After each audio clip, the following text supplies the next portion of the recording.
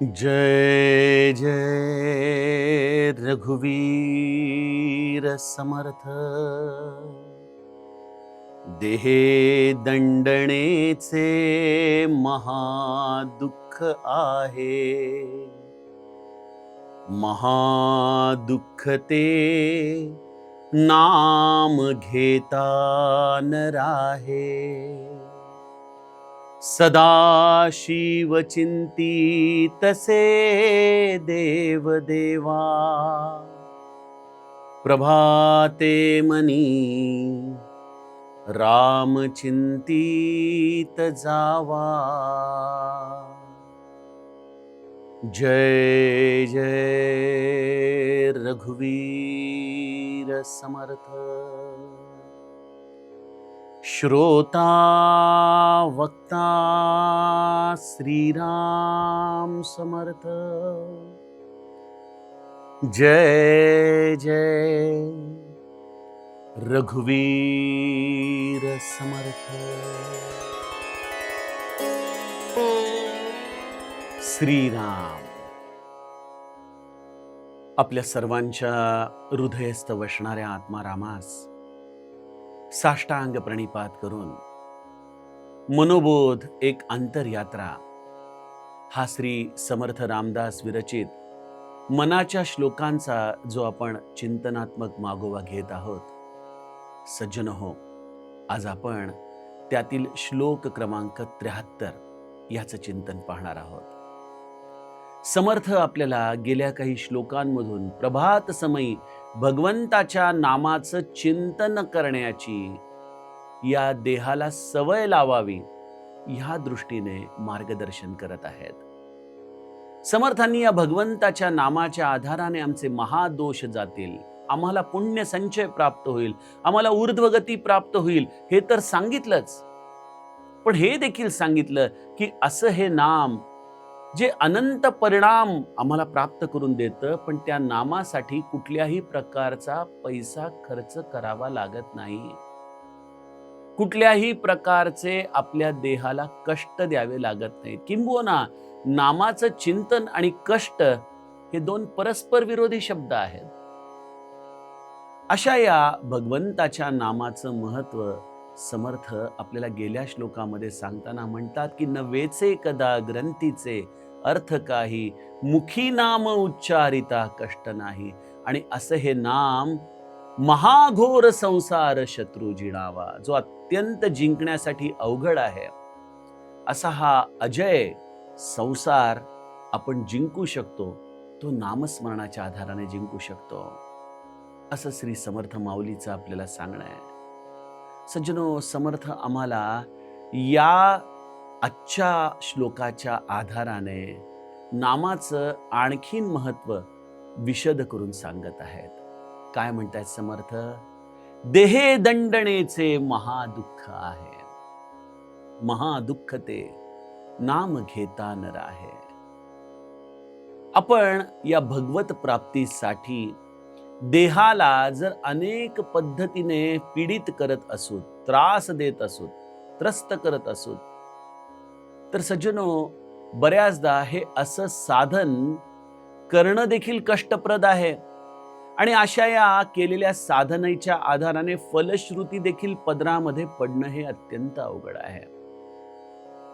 गोस्वामी तुलसीदासांनी संपूर्ण रामायण लिहिलं आणि अंतिम टप्प्यामध्ये गोस्वामी तुलसीदासांनी एक फार महत्वाचं चौपाई आमच्यासाठी लिहून ठेवलेली आहे। काय म्हणतात गोस्वामी तुलसीदास? एही कलिकालन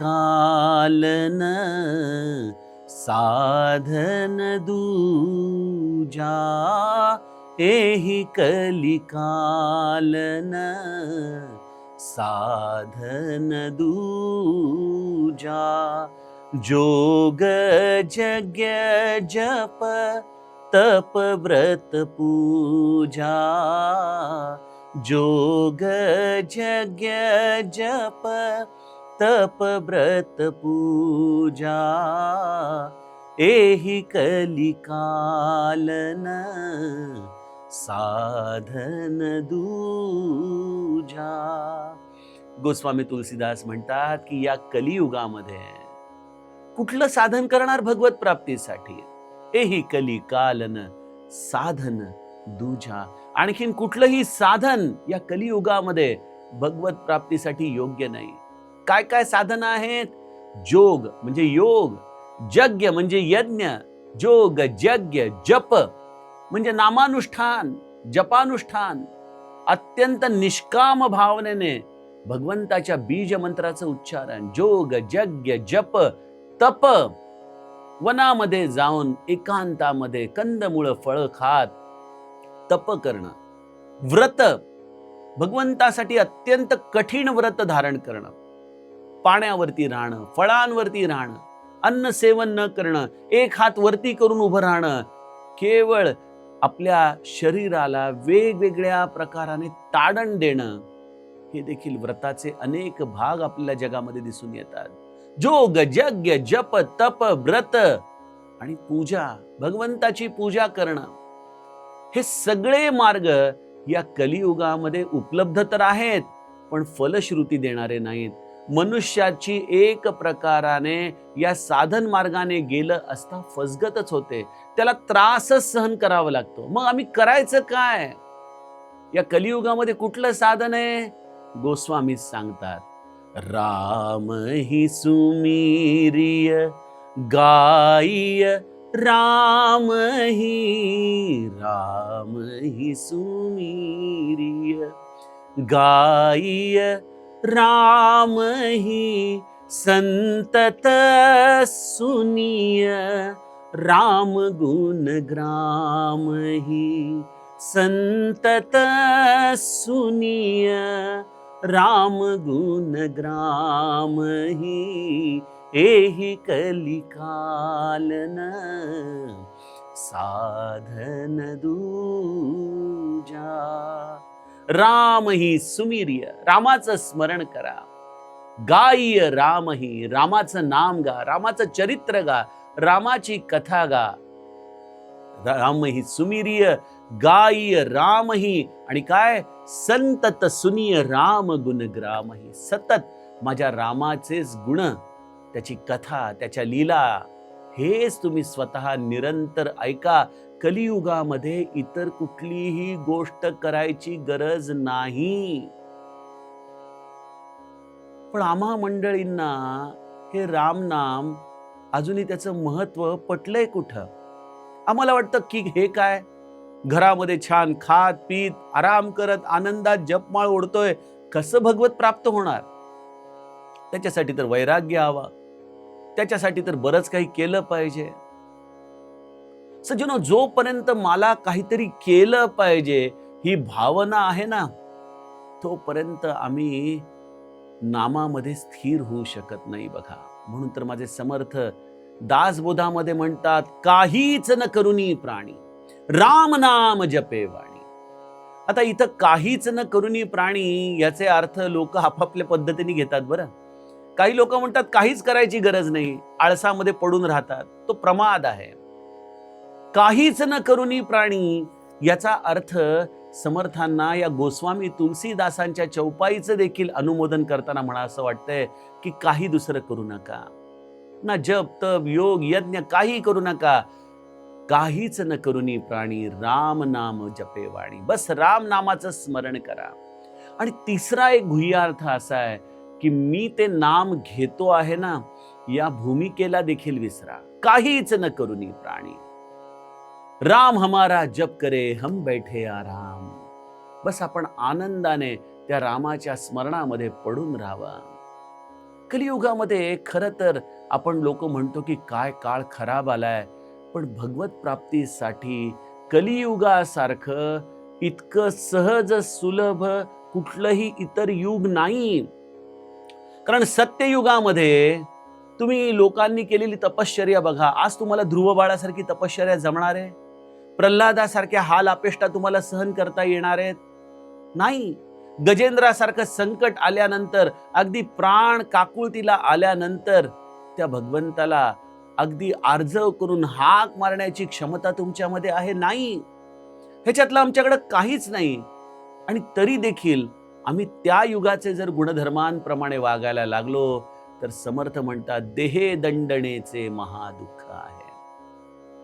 हे देहाला असा त्रास देऊन खायचं नाही, उभं राहायचं, हात वरती करायचा, काहीतरी व्रत करायचं, काहीतरी नियम करायचा, काहीतरी नामा व्यतिरिक्त करायला जायचं, हे सगळं काही या देहाला त्रास देण्याचं काम आहे.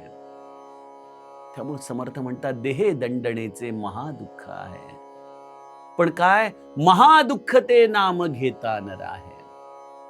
पण हे महादुःख नामस्मरण करणाऱ्या माणसाला कधीच बाधत नाही.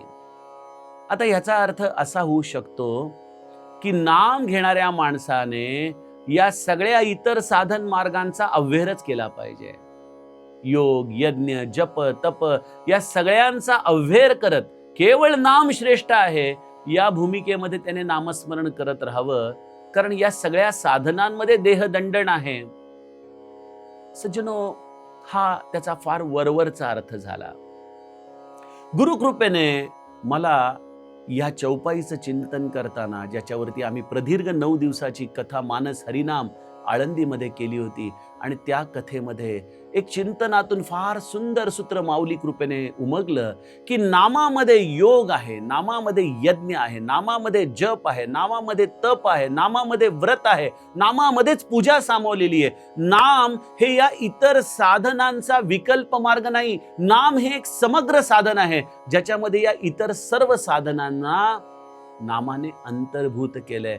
आणि हेच माझे श्री महाराज म्हणताना सांगतात की नामामध्ये योगाची सर्व अंग आहेत, नामामध्येच यज्ञ आहे. यस, यज्ञामध्ये जसं आपण स्वतः स्वाहा स्वाहा करून आहुती देतो, तसं प्रत्येक नाम हे आपल्या देहबुद्धीची आहुती देणार आहे. म्हणून भगवंताला देखील म्हणावं असं वाटलं की यज्ञानाम जप यज्ञोस्मी. नाम हे यज्ञ आहे, नाम हा योग आहे. नामामध्ये शमदमादी आसनं आहेत, नामामध्ये प्राणायाम आहे, नामामध्येच प्रत्याहार आहे. तुम्ही करून बघा. नामाच्या आधाराने जेव्हा तुम्ही जाल तेव्हा पातंजलीची योगसूत्र तुम्हाला नामामध्येच अनुभवायला येतील. नाम हेच तप आहे. मुखाने नाम सतत उच्चारण करत राहणं हे वाणीचं सत्यव्रत आहे. बघा, हे तप आहे नामाचं. नाम हाच जप आहे, नाम हाच एक प्रकाराने व्रत आहे, नाम हीच पूजा आहे. तुम्ही नाम निरंतर घेण्याचं व्रत सांभाळा.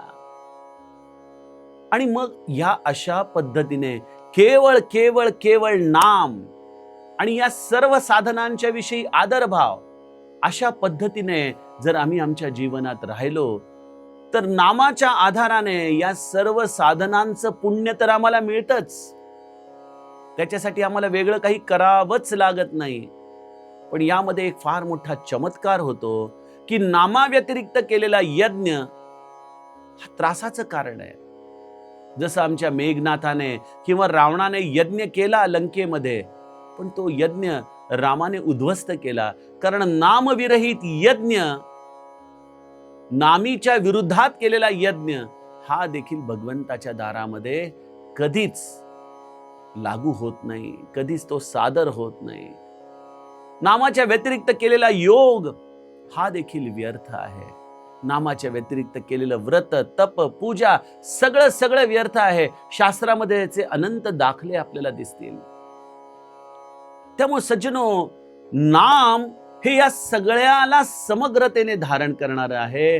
आणि हे सगळं करत असताना नाम आम्हाला कधीही या इतर साधन मार्गांचा त्रास होऊ देत नाही.